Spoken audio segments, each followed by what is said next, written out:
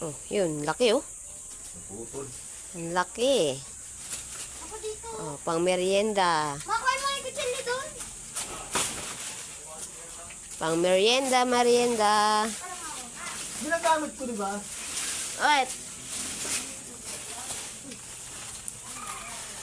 Isasama yan sa kamuting kahoy.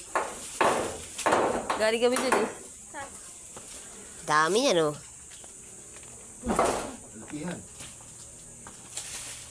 So, yan. Ang merienda. Malapi yan.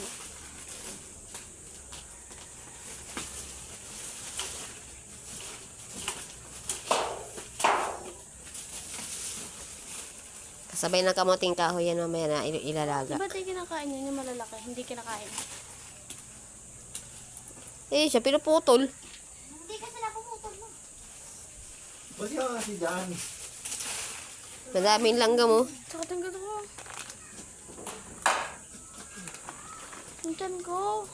Marami ng pang merienda yan.